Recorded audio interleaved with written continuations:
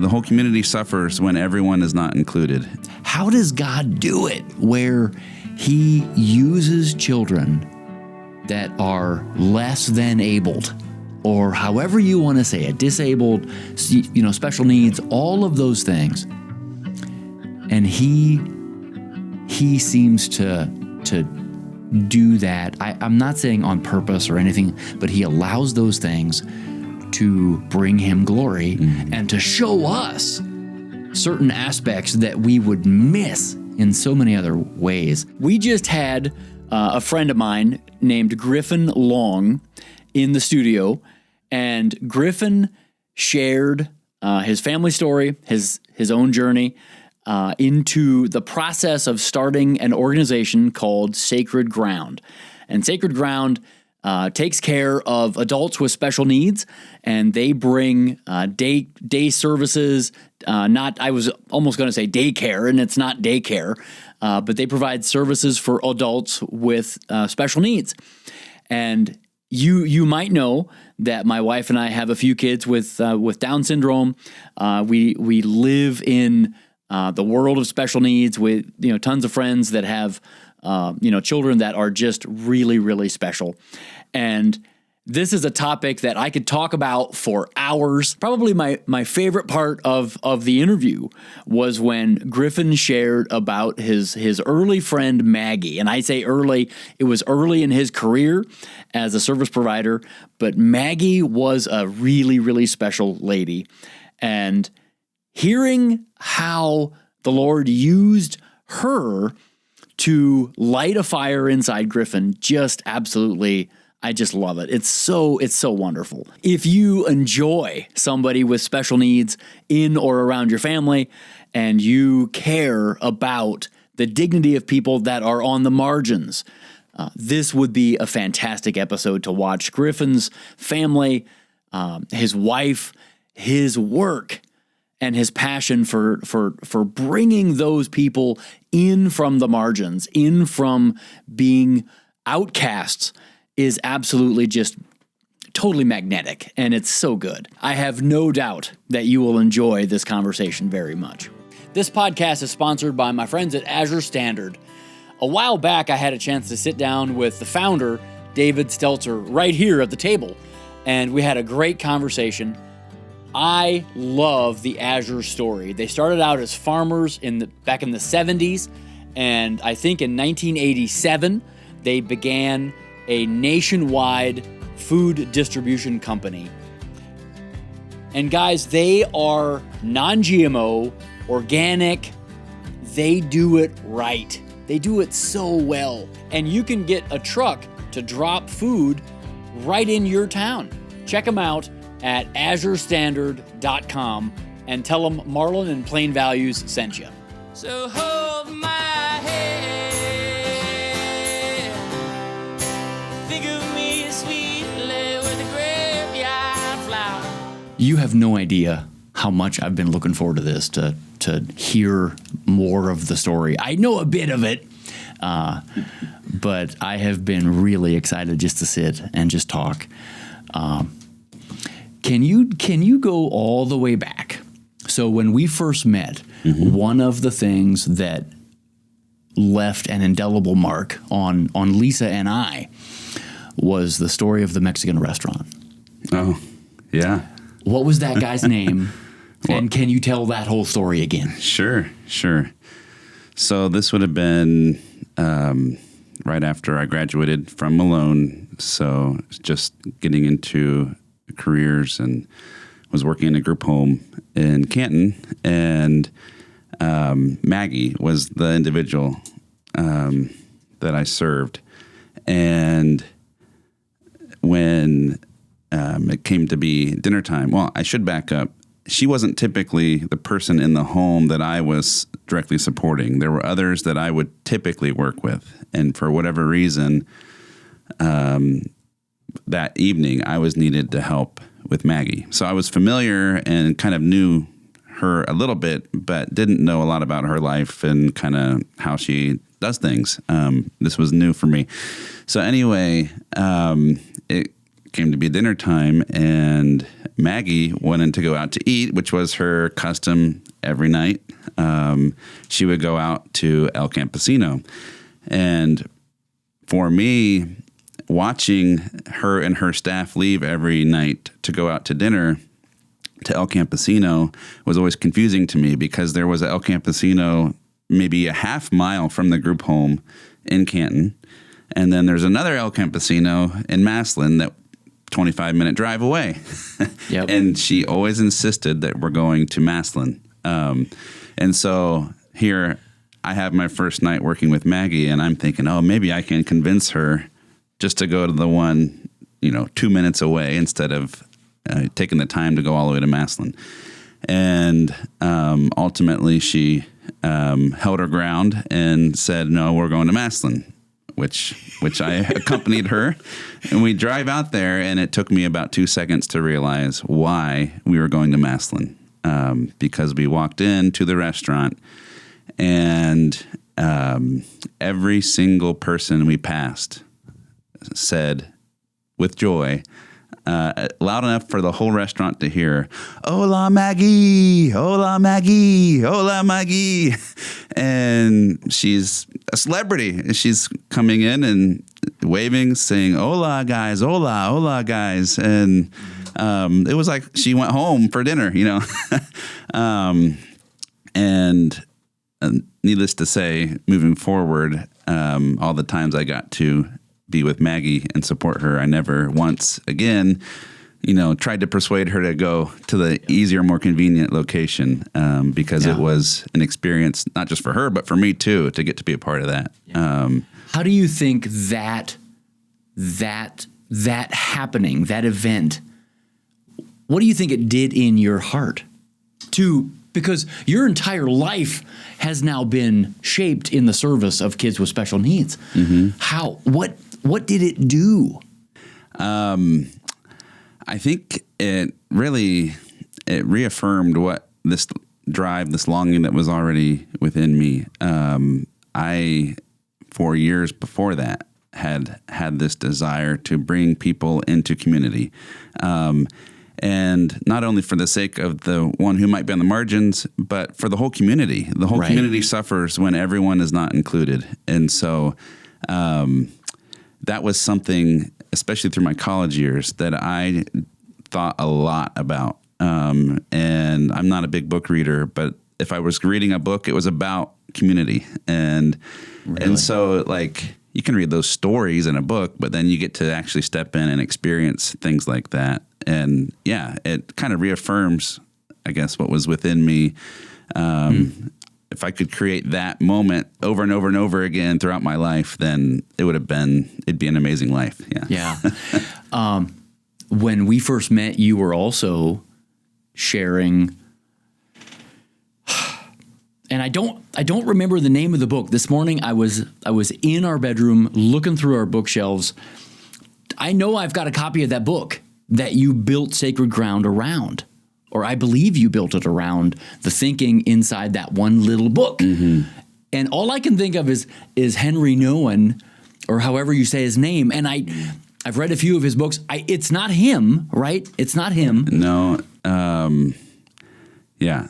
I have lost track of that book, but we were handing out en masse copies of that. I know I have a copy around here somewhere. I have one somewhere too, but it's been a while since I've pulled it out, and I'm blanking on the title myself. It'll come back to us in a bit.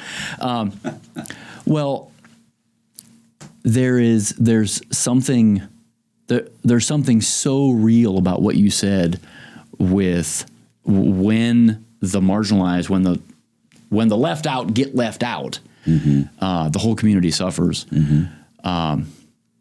Let's go all the way back. Let's go all the way. You and Rachel have 3 kids. Correct. Tell us a little bit about your family. Tell us about just the very, very, the high level, points of your journey so far. Sure. So Rachel and I met, it would have been my senior year of college. And she would have been done a couple years and we had been on a couple trips to China together through Malone's service learning program. Okay. And we got to volunteer in orphanages in China, and that left a huge impact on both of us. So the kids in these orphanages would have all had special needs, so having an experience like that together, before we were even a thing. So you weren't dating, you were just friends. Yeah, the first time we went, we hardly even talked to each other. We were in the same group, but we didn't really interact much, but we had the same experience, and then a couple years later, we had an opportunity to go again, and we were the only two from that trip, other than the host who was leading it, who returned. And so we really, started flirting then, you might say. But, but we, I guess, from the very beginnings of our relationship, were kind of being exposed to people on the margins. And that was something that was a valuable experience for each of us. Did either of you grow up with family? I have a brother older than me. She has twin siblings that are older than her. But there was no, and I guess in regards to special needs, is that what you're? I'm sorry. That's what I meant. There was no one in our families who would have any disability or special needs. But that was like, if I'm backing up even more, I don't know how far you want me to back up, but sure.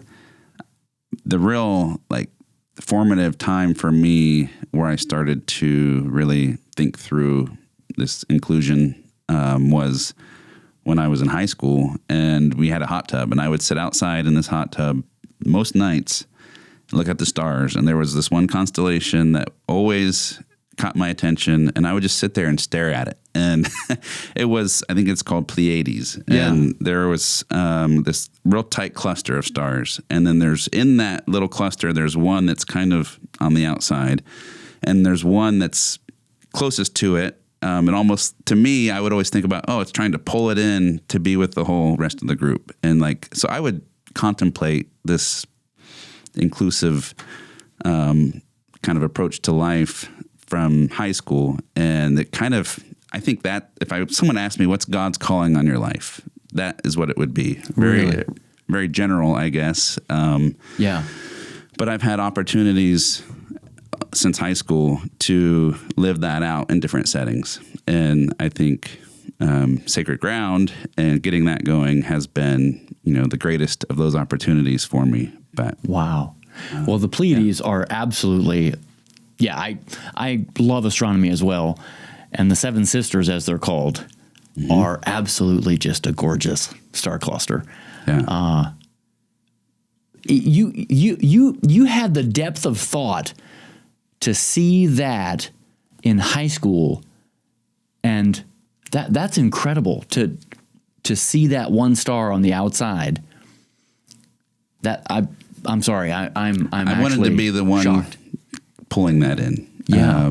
And really, I had an amazing youth pastor growing up who, I lived out in the country, but the church was just an eighth of a mile down the road, and he lived right there in the parsonage, and he poured into my life. And that relationship to me is probably the most transformative, valuable relationship that I had throughout my entire life. Kind of set me on this path, I think, and helped me become aware of God's presence and what that means, not only for me, but with relationships. And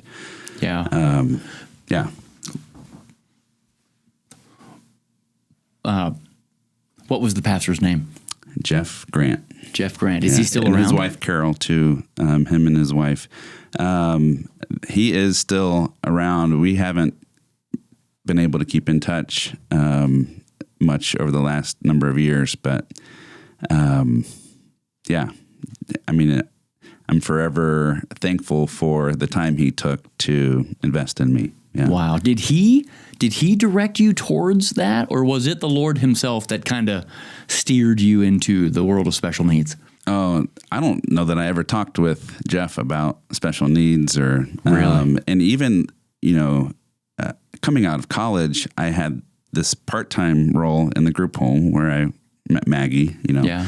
and then I was working in as a substitute teacher for a while. And then I spent a few years as a case manager for people with severe and persistent mental illness. Certainly people on the margins. Yeah. And loved it. Just like the gift to get to know a lot of these people that the bulk or the majority of the common people in our communities would never get to meet. Like I felt like the community is getting robbed by not knowing these amazing people. And so, yeah, I guess whatever reason someone might be on the margins wasn't necessarily so important to me, but just the community needed to get to know some of these folks for their benefit, both mutual benefit. Yeah. Wow. So you and Rachel get married. We get married.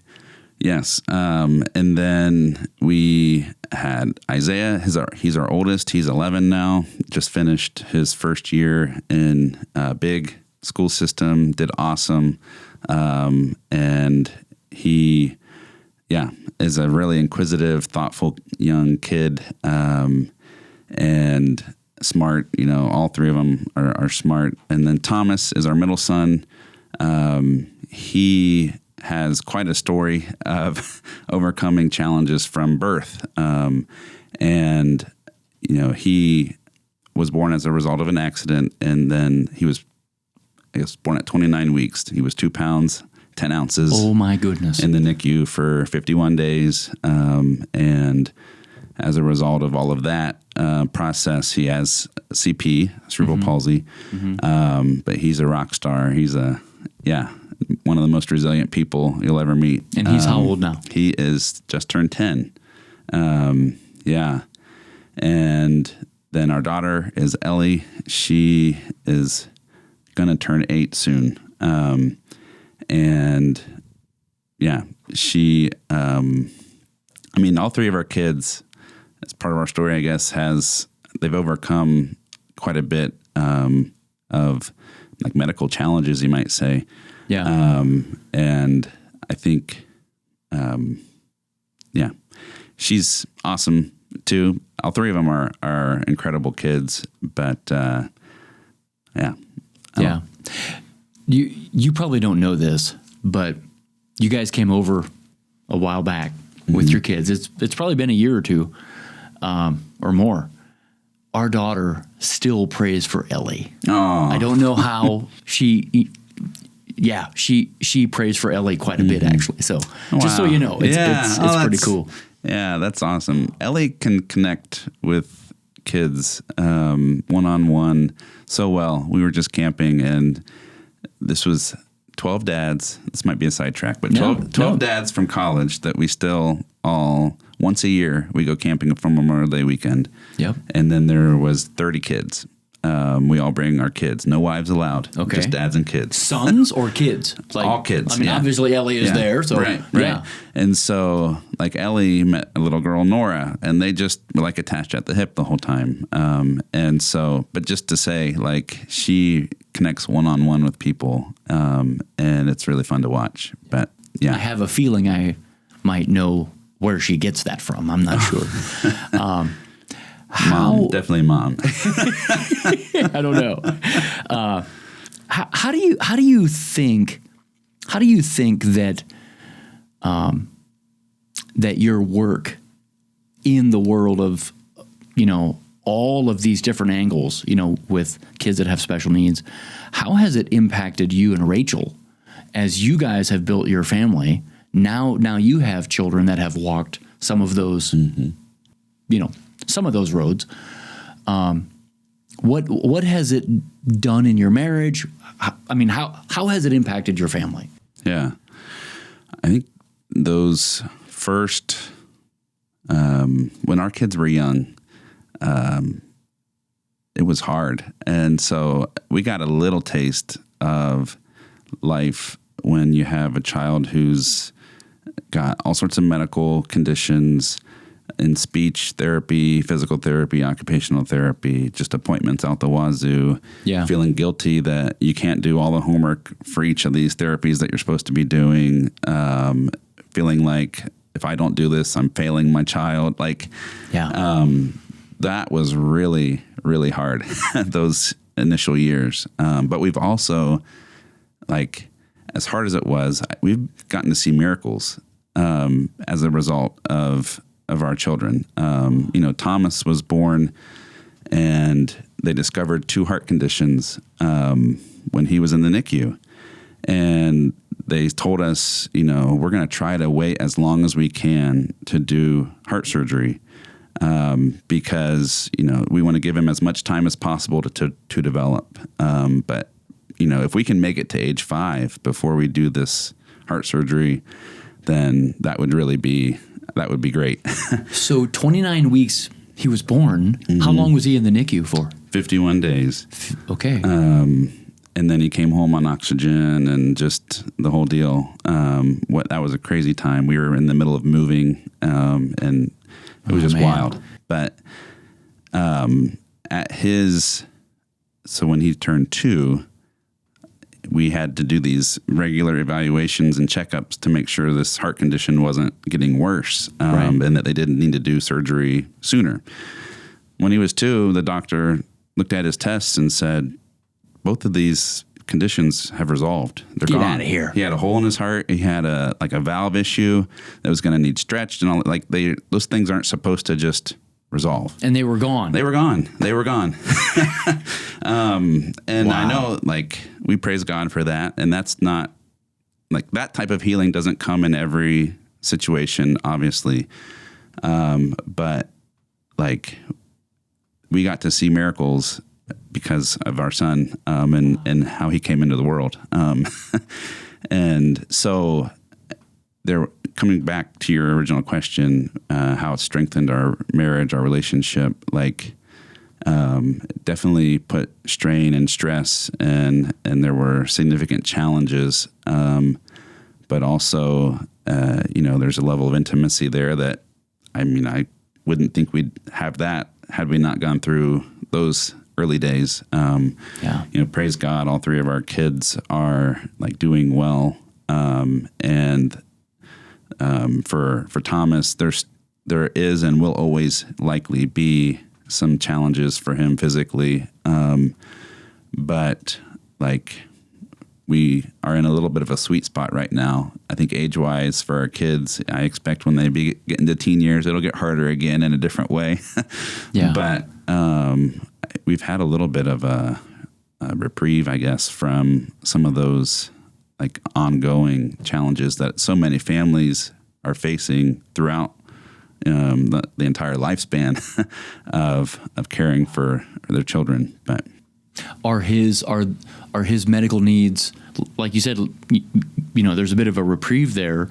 Is it that his health has really kind of stabilized and his, like, your concerns are at a minimum? So, those early years with CP, it's not something that, at least in our understanding, we're not an expert on this, but in our understanding with CP, it's not something that will really get worse over time, but it's those early years you're kind of discovering, like, what's the potential here? We didn't know, will he ever walk? Will he talk? Will, all of these questions with physical abilities. Yeah. And he walks, he wore leg braces for a couple years and he doesn't need those anymore. And, he played in First Friends basketball. Wow. And I was the coach and him and Ellie were on the same team. And, like, just, it's amazing to watch him. But then you also will notice, like, his coordination, his balance, there's things that are impacted. And so he spent a lot of time getting knocked down and getting right back up. And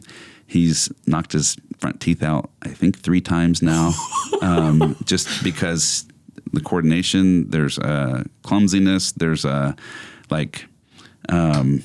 so riding his bike or just walking down a hall and not seeing something. And a trip for him is not just I trip and fall and I get up and shake it off, but, like, there's there's a delayed reaction or something, and he's not able to brace himself, and so it's he hits harder. He hits harder. Yeah, he just hits harder. Wow. But I don't know, like God gave him a personality where he wants to push through all that stuff, and it's so fun to see him be resilient and to it's not going to stop him. And so we're at a point, I guess, where we realize this is something that he's going to be working with his whole life, but it's not going to stop him. And he's okay with that. He's good. And I'm sure that'll come and go too. I'm sure he'll have periods of time where he's asking God, why do I have this? That's not fair. It's not. But God is also going to be glorified through it too. You just stepped in what I was going to ask about, because how do you think God, this is a hard question for me to ask, because I'm thinking about our own kids and all the families that I know who have kids with special needs. How does God do it where he uses children that are less than abled, or however you want to say it, disabled, special needs, all of those things, and he seems to do that? I'm not saying on purpose or anything, but he allows those things to bring him glory and to show us certain aspects that we would miss in so many other ways. How do you, what is one, characteristic or thing that you've learned about him by watching and parenting Thomas? This episode of the Plain Values Podcast is being brought to you by my friends at Kentucky Lumber. Derek and I were talking this morning, and he shared a story about how they like to do business. And they like to do business with people that are like them, and they like to be treated in a way that they treat their own customers. He told me about a customer of theirs that he had to fire, and this was not going the way that it typically does. And this guy was not being happy with anything that they did, and nothing was good enough. And finally, Derek said, "You know what? You've disrespected my team enough, and I think we're done. And so you can go find your lumber someplace else." And the attitude and the heart behind the way that Derek sees the world is exactly the way that I see the world, and I have a hunch you might as well. If you call Kentucky Lumber, just know that they might fire you if you treat them poorly. I'm kidding, of course, but they will treat you with the utmost respect because it's how they want to be treated. And I think there's a golden rule thing in there somewhere. But if you need anything at all to do with any, lumber, wood flooring, wood siding, any type of wood product that has character just baked into it and a great team to match, call my friends at Kentucky Lumber. You can find them at drywallhaters.com. My initial thought is he's a redeemer. That's why he can do it, and that's why he does it, or how he does it. He's a redeemer. And no matter how we end up in these positions where life is hard, the only one who can redeem it is God. And of course, he's glorified in that process. And, one of the scriptures I think is probably for a lot of families who are impacted by special needs, the scripture, John 9, about why the man was born blind. And Jesus says it wasn't the sin of his parents or this or that. It was so that the glory of God would be revealed in him. And we get to have a front row seat to that process playing out. And it's not always easy to trust that it will, or you definitely don't know how it will, but we know it will. Wow. It's that there are so many of those stories. There's so many times that that I talk to families who have kids with special needs. And I mean, would you trade any of this for anything? I say all the time, I'm living my dream. Like and that's an honest, a lot of people chuckle when I say that, but it's the honest truth. Yeah. Yeah. Yeah. So that's a perfect segue into sacred ground. Where did all this come from? How did the idea come? I'm just going to be quiet. You go to town. First, I would just say every idea that I have had for this has positioned me to receive something better. Like my ideas, they fall short time and time and time again, and then God shows us like the next better thing. And so, I think it starts with that. What I would say God's calling on my life is to be that person, bringing people in from the margins for the benefit of the whole group, and having that kind of mindset, that openness to how that can take shape. I guess I kind of had a winding path, but then I used to be in mental health work, and so in that work too, it was in Springhaven. That was really what brought me down into Holmes County. Was my work at Springhaven, and again serving folks who were struggling and having a tough time in life, specifically people with more severe and persistent mental illness. But then it was through relationships that I built doing that work, and what brought me down into this area that I got to meet some other folks who had they saw a common need, and in the community there was a lack of options for people with disabilities. And my mind, we were going to start by launching this residential program. I wanted to provide housing and a place for people to live. But what we decided with the wisdom of the group, I guess, of the founders of Sacred Ground, we decided we would start with the community needs assessment. And so we had some community meetings. I met you at the very first one. I don't know why. The table that you were at was also, Ivan Miller was there too. And like meeting the two of you was maybe the clearest affirmation to me that we were on the right path. Ivan from Kime Lumber? Mm-hmm. Yeah. Yeah. So I met you and him that night too. But anyway, through this process of doing these community meetings and assessment, there were 4 primary needs that emerged. Residential wasn't one of them. Yeah. But it was adult day services, opportunities for socialization, transportation, and then respite for families. And so we decided we would try to design a program to meet those 4 needs. Mm-hmm. And so we decided we'd start with a day service. And again, in all my planning and work, I found a location that I thought was just going to be amazing. And it was going to be basically one room, an open, empty room where we'd have tables and chairs, and we would just really be creative about how we would do this curriculum and provide these opportunities. Well, that fell through a couple months before we wanted to launch the program.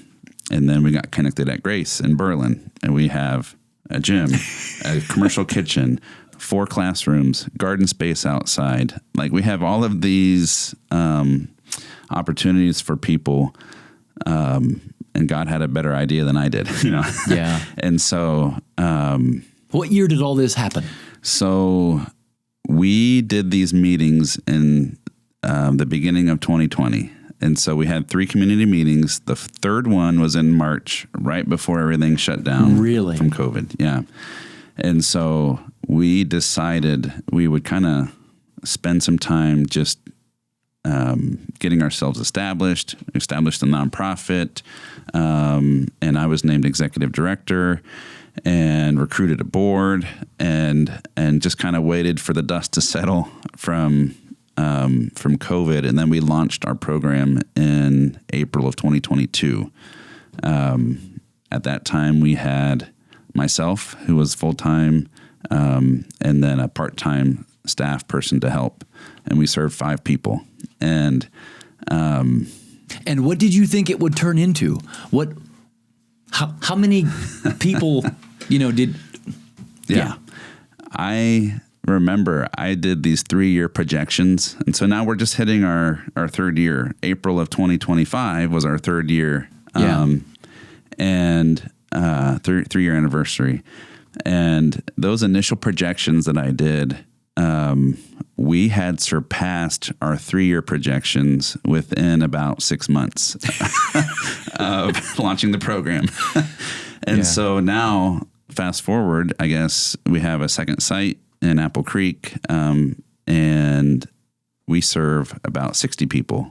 And we have as many staff now as I thought we would have participants at this time. Are you kidding? So we have 20 staff, and we serve about 60 people. Some of those staff are part-time. So if you want full-time equivalent, it'd be probably more like 12 or 13. But wow. God has blown me away. That's amazing. Where do you think Sacred Ground is going to be in another 3 to 5 years? I have lots of thoughts and intentions of where this might go, but my biggest responsibility in my mind is to not get in the way of God. And so I try to be faithful every day and making sure what He's providing us with is stewarded well. And so we are still working on residential, and that is a big need. And so many families are out there wondering, who will take care of my adult child when I no longer can? Or maybe even thinking, is there another setting where this person might be able to thrive and flourish even more in their adult life? So we're still working on residential. I have ideas about other things to add to our day services, employment opportunities, supported employment. We want to do more to support families and caregivers too. So there's lots of ideas, but God kind of decides which ones are going to happen next. How can we pray for you, for your family, for Sacred Ground?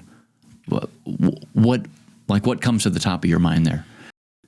Wisdom, I guess, as far as Sacred Ground goes, we are offering this program in a very generous community.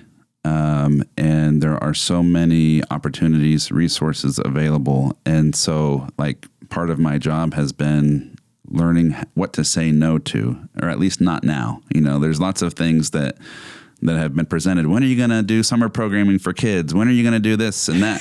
And all of them, I want to do them all, because the need is there and I want to serve people. But we can't do them all right away. And so we've grown faster than I expected.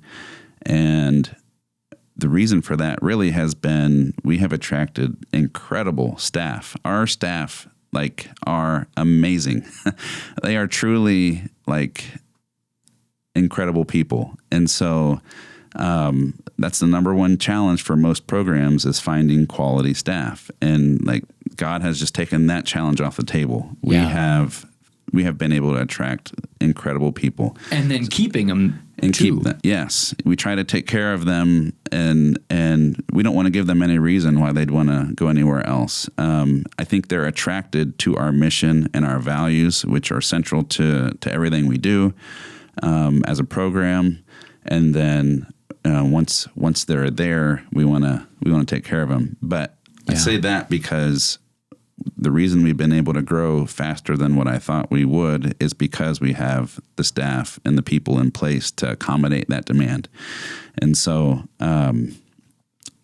still, though, as far as prayers go, that wisdom to know what's next and kind of where we're being led, those are the prayers that I would really covet. Yeah. Anything for your family? Any thoughts? I think in general, this is kind of a a wild time when it comes to raising children and schooling, and kind of there's so many options out there, and a lot of them are good. And I don't remember my parents ever like talking, and they probably did, but I don't remember this. They, where should we send our kids, or how should we be parents here? How do we parent them? And I don't remember them reading books about how to be a parent. They did it, and they did a pretty good job of it, I think. Yeah. But our world has changed so much, and so I think we've been blessed to have lots of good opportunities for the kids, and but yeah. As we support them, and each of our kids is unique, and so finding the setting where they can best thrive and grow into who God is making them to be. Those are, I guess, where my prayers are centered around for our family. Do you think, families that have kids with special needs, what you are talking, you are living with these families every single day, trying to serve them however you can. What do you think are the biggest needs, or from a 50,000 foot view, what do you think that families that have kids with special needs are sincerely struggling with the most? Boy, I think every situation would be unique, and so it's hard to say a blanket answer for that, but I think it's a 24/7 job for so many families, and so having a chance to get a breather, that's one of the needs we want to respond to more is respite, but then I think too, we primarily serve adults, and so a lot of the newer participants that we serve might be coming out of school, and I think typically a lot of adults coming out of the school system will lose a lot of what they are graduating with, whether it's reading, writing, some of those life skills, and so like we also want to reinforce that, and we're not certified teachers or anything, but we are trying to engage the people we serve in a holistic way, where we're trying to support them in those areas, but also in creating relationships and learning job skills, and so we want to provide this experience. But I think the families are seeing growth in different ways. And that's, when I hear a parent say like, Griffin, you'll never believe it. Like my daughter who's nonverbal, who has never like really made requests, she like tapped my shoulder and pulled me towards the restroom. She told me she needed to go to the restroom. Like that's never happened before. When I hear stories about that, I think mom was attributing that to the work that we're doing at Sacred Ground. And we don't have some secret sauce curriculum that's going to like create those results for every person, but something about the relationships we're building, the connections we're making, and the consistency every day of doing these things together is almost like unlocking some of these different areas of growth for people. And so what have you seen as far as the kids interacting with each other? Mm-hmm.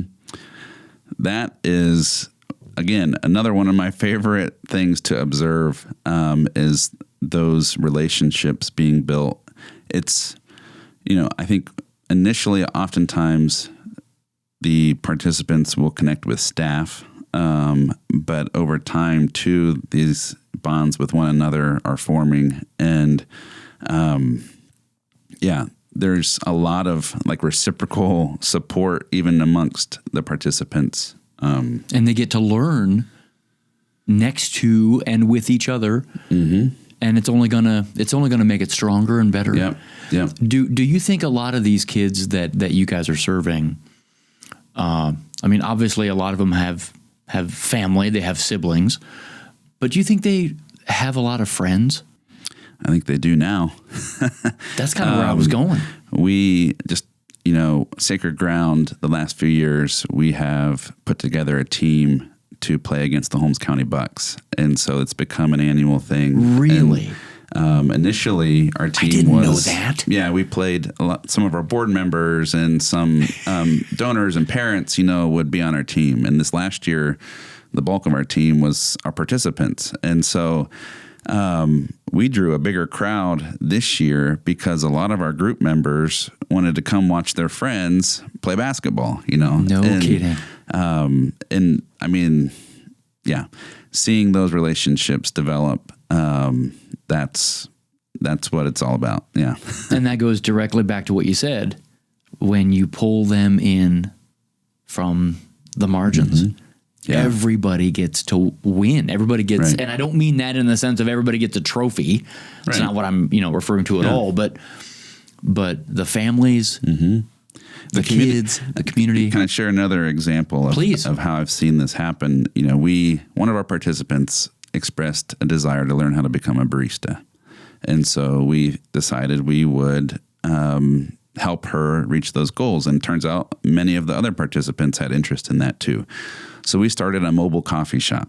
And this is like, don't get your expectations too high. It's 2 Keurigs that we take. We set up a table, and one of them has a frother. We make lattes. We make hot chocolate and coffee. Well, if we go set up in the bank lobby, it changes the entire dynamic of people coming in to do banking. And Yep. our participants are having just as much fun there as they would be having at the church in the program, but the community is the one who's benefiting. They're coming in, they're getting to experience some of the joy that our group has to share. They're smiling, they're talking and engaging in public how they wouldn't have ever done if our group wasn't serving coffee in that lobby. Wow. And so we get to see that. We visit all sorts of different places and get to brighten people's day. So, yeah. Wow. I've got so many, I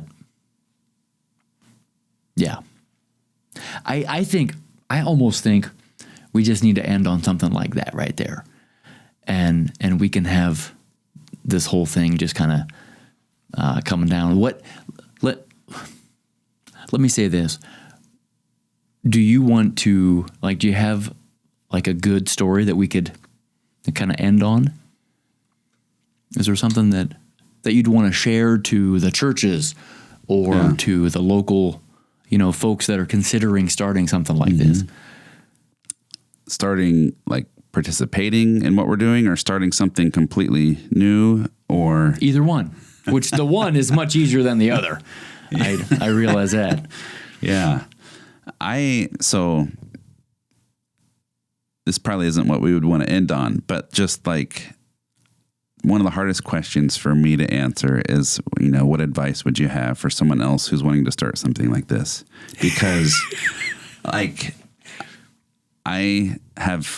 feel a lot, or I identify a lot with the story of Moses. And God called him in a very clear and powerful way. And Moses is like, who am I to do this? I can't do that. And God's like, no, you'll do it. And I'll equip you and give you the people around you to help make this happen. But you're the guy, you're going to do this. So I come into this from a place of I feel like I'm supposed to do this, but I don't know what the heck I'm doing. Yeah. And God has provided the right people at the right time, and somehow protected this to make it flourish, despite my inadequacy. I'm not trying to be humble. Honestly, Right. I never thought I'd be starting a new business. I don't know what to tell people who want to start something like this other than pray, be open, try to get a sense for how God has gifted you and made you, and then be open to opportunities to express those gifts within yourself. And there doors will open, I guess, if you are faithful in that. But it's not going to look like sacred ground. and ours isn't modeled or looking like anyone else's. God's got something new. He wants to do new things. Yeah. So We're going to put all, the standard stuff in the show notes underneath there, but where can folks go to learn more about everything that you've been talking about? So we have a website, thesacredground.org. We have Facebook page, and of course, I'd love to have phone calls, meet for coffee. If people want to learn more, call me. I'd love to talk to. We just hired a director of development who's going to help with our kind of public relations and just getting the word out. Her job is to share our story essentially in the community and invite people to come alongside in whatever way they choose. And so I say that because we're going to be beefing up our website and our social media and some of those things to make it easier for people to access our story. I think that's awesome. I lost my train of thought. But that's totally good. I do it all the time. Boy, thank you. Thanks for being here. Thanks for taking the time and just, sitting with us a bit. Yeah. Wow. Usually I end with how can we pray for you? Mm-hmm. And we've already done that. So I think we're good. Anything else to add?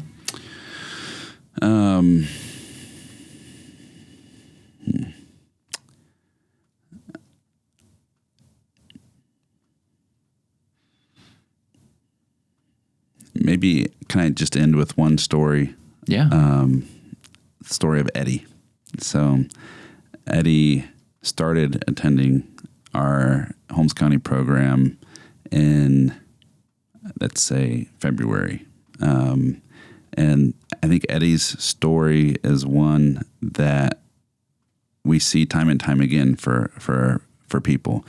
So Eddie has been home and has more complex needs, I guess, physical needs. And so finding the right place for Eddie throughout the day is maybe a little more challenging than what would be usual. But he started coming a few days a week and found all of these things that we all look for: social relationships, someone to interact and connect with. And maybe 2 months after he started, I get a call from Dad that we are just so amazed at the work you're doing, and Eddie's smiling more. We're seeing more engagement, like outside of the program. When he's home, when he's with friends, we're just seeing this side of him that we knew was there, but it's kind of been dormant for a little while. He's coming to life again. Mm-hmm. And now Eddie's added more days. And I say that because sometimes it's a huge step for families, and I get it too, to trust someone else with your most precious relationships, and people that you care most about, who are unique, have their own set of needs. To trust someone else to care for that is a huge, huge step.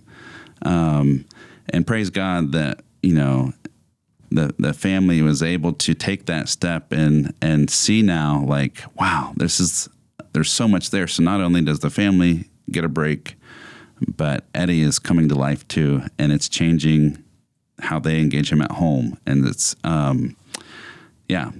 those stories, we get to hear those stories month and month and month and month. And I think if there's one thing that maybe lacks in the typical average person's life, is all these stories of hope. And to see what God is doing. And so just know that in our community, like, God is bringing people through his redemption story. And God is turning things around. and there's so much movement just right here in our community. And we can all be a part of that if we just open our eyes and look and listen. Wow. You know, isn't it just like him to use who we think would in a way be the last, and he turns them into the first, and he makes them an integral part of a transformation of a family. And and the reason his story was top of mind, he just had a birthday, and our group loves to celebrate people. And so we celebrated Eddie this week. And I'm so glad he was born, and I'm so glad that we get to know him and that he gets to have an impact. All those people, there was 25 other people that day getting to celebrate Eddie, and who were all benefiting from him getting to be a part in the community. So, Griffin, I love it. I love everything you guys are doing. I think we've talked about this, and I think you know how much Lisa and I care about your work and about you guys, and we are so glad just to be able to call ourselves your friends. So keep up the killer work. It is so good. Man, thank you. Thank you. This is great. It's been fun. This episode is brought to you by Homestead Living magazine. Homestead Living is a monthly print magazine that interviews all the big names in the homesteading world, and they focus and educate in a wonderful way. You can learn more and subscribe at homesteadliving.com. So hold my hand. In his book, Rembrandt is in the Wind, Russ Ramsey says that the Bible is the story of the God of the universe telling his people to care for the sojourner, the poor, the orphan, and the widow. And it's the story of his people struggling to find the humility to carry out that holy calling. Guys, that is what Plain Values is all about. If you got anything out of this podcast, you will probably love Plain Values in print. You can go to plainvalues.com to learn more and check it out. Please like, subscribe, and leave us a review. Guys, love you all. Thanks so much.